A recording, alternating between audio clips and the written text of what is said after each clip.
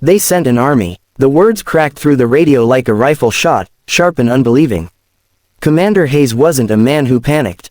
22 years in naval special warfare had carved calm into his bones. He had led teams through dust-choked streets, through mountain passes where even the wind felt hostile, through nights so black the world seemed erased.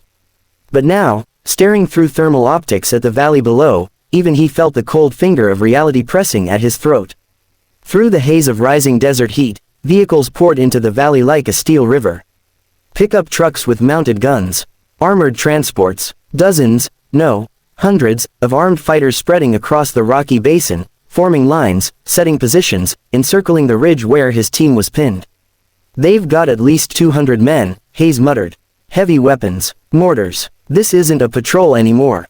This is an execution. Static hissed. Then a calm voice answered.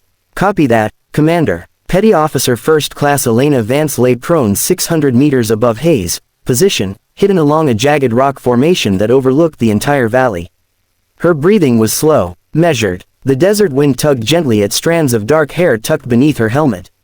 Through her scope, the chaos below wasn't chaos. It was geometry, angles, distances, wind speed, heartbeats between opportunity. They sent an army, Hayes repeated, more to himself than anyone else.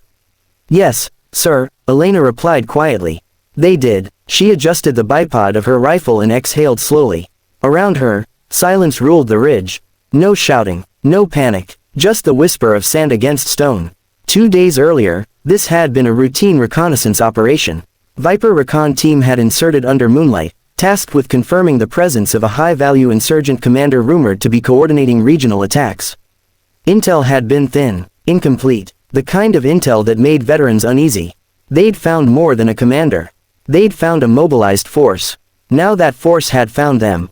Below, Hayes SEALs were dug in behind a shallow rock shelf, trading controlled bursts of fire to keep advancing fighters at bay. Every few seconds, dirt and rock exploded around them from incoming rounds.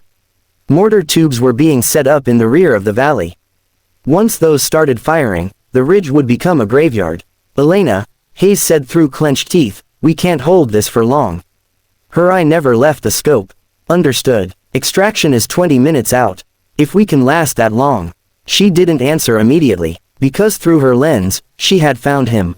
At the far end of the valley stood a convoy of black SUVs guarded by heavily armed fighters. A tall figure stepped out, flanked by men carrying radios and long rifles. Even from this distance, his posture screamed authority. The way others deferred, the way they moved around him, it was clear. Target confirmed, the insurgent warlord they had come for. The man whose orders had sent suicide bombers into markets. The man whose voice had called for American blood. He was here, and he believed he had surrounded prey. Elena, Hayes' voice cut back in. Status, I have eyes on the primary. A beat of silence. You're sure? Yes, sir. Mortar crews were finalizing setup. Fighters were tightening the ring around Hayes' team. Elena, Hayes hesitated. You take that shot, and every gun in this valley will turn toward you. I'm aware. They'll sweep that ridge. You won't have cover. She adjusted her breathing again. Wind. 4 miles per hour, left to right. Distance. 1,142 meters. Elevation difference. 63 meters downward angle. Her mind ran calculations like instinct. Years of training. Years of proving she belonged in a world that had initially refused to make space for her. When she had first joined Bud-S, instructors had stared at her with open skepticism. Some candidates had laughed behind her back. Just the radio girl, they'd muttered once she'd been assigned comms on her first deployment. But on her third mission, when a teammate was bleeding out under enemy fire, she'd crawled through open ground, dragging him back while returning precise shots with her sidearm. The laughter had stopped that day. Now, no one doubted her. Elena, Hayes said quietly, this is bigger than us. If he escapes, he won't, she replied. Below, the warlord gestured angrily, barking orders. Mortar tubes angled upward. 15 seconds, she calculated. She inhaled deeply. Her heartbeat slowed. She thought of nothing. Not the dust, not the incoming mortars, not the 200 men ready to kill her team. Just the thin crosshair resting against a distant chest.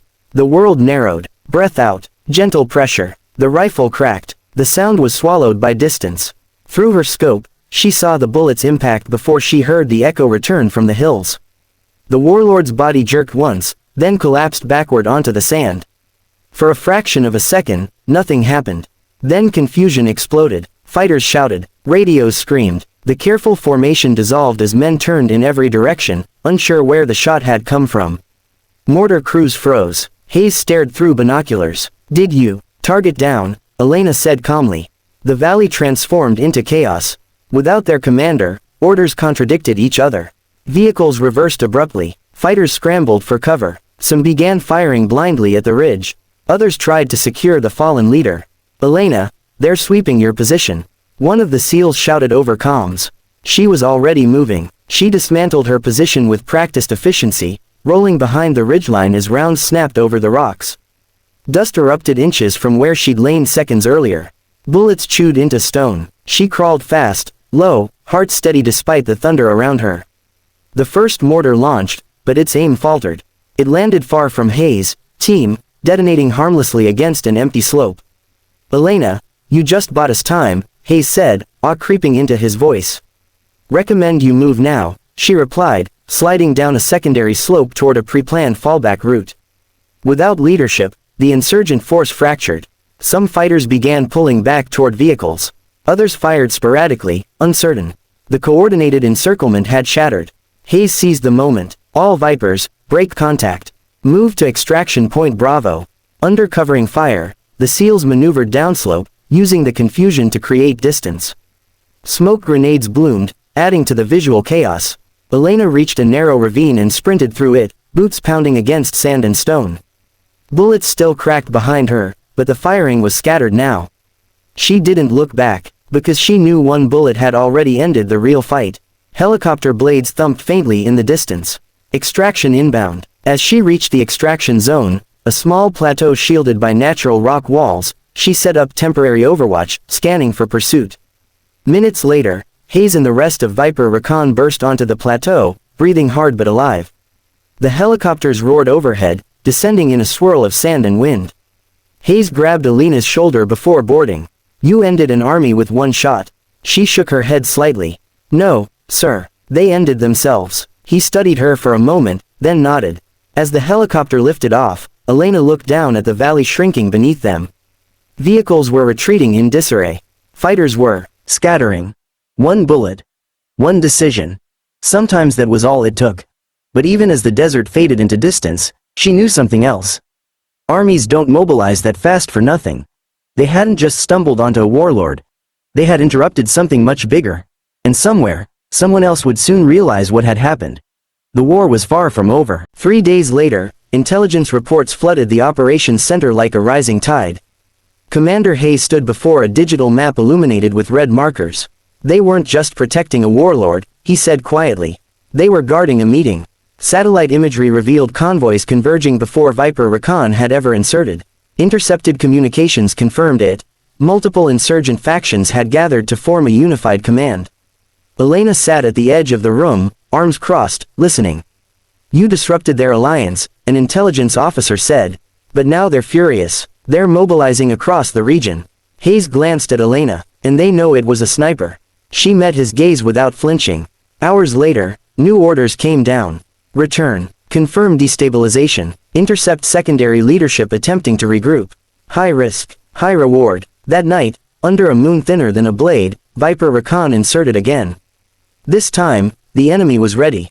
Patrols doubled. Lookouts posted along ridgelines. Rumors spread among insurgent ranks of a ghost shooter, a woman whose single bullet could erase commanders. Fear was a weapon too. Elena positioned herself along a collapsed stone tower overlooking a makeshift command compound. Through her scope, she observed tension in every movement below.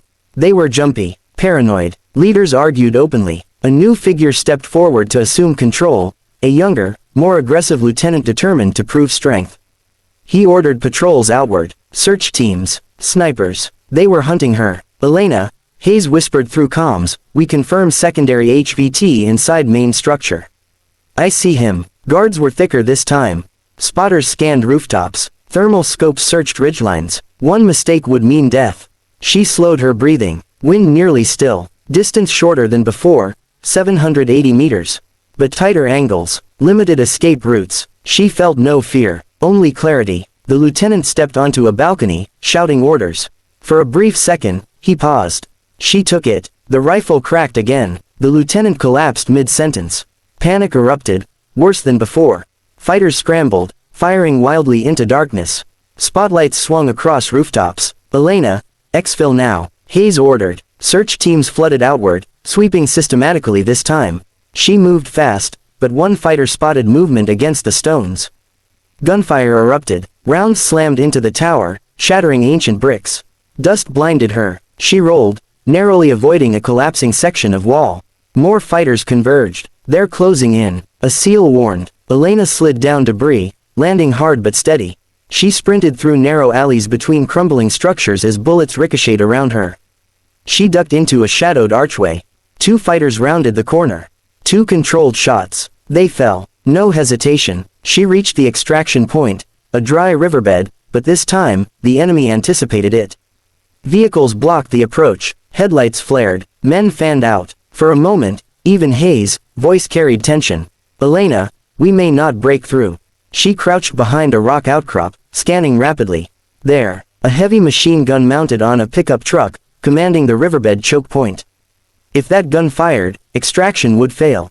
Distance, 640 meters. Partial obstruction, wind shifting slightly. She steadied. Time slowed. Inhale, exhale, squeeze. The bullet pierced the gunner's visor.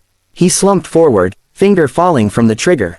Before anyone reacted, she fired again, disabling the truck's engine block. Chaos. Hayes and the team surged forward, eliminating stunned fighters.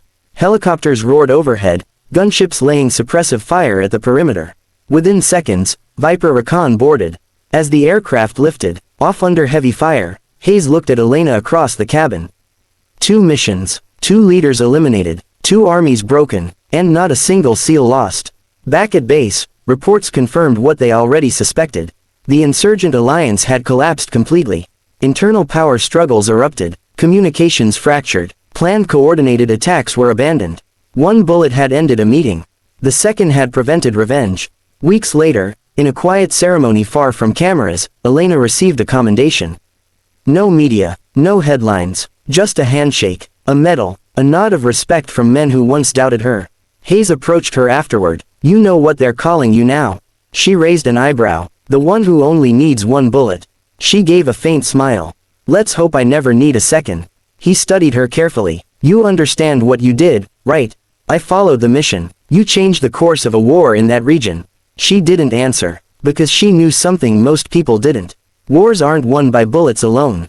They're won by moments, by courage under impossible odds, by someone willing to lie still on a ridge while an army gathers below, and trust their training when it matters most. Months passed. Deployments came and went. New missions, new threats, but in whispered conversations among operators across units, her story traveled. The day an army surrounded a ridge. The moment a commander panicked. And the calm voice that answered. Copy that. 1 bullet, 1 breath, 1 decision, and everything changed.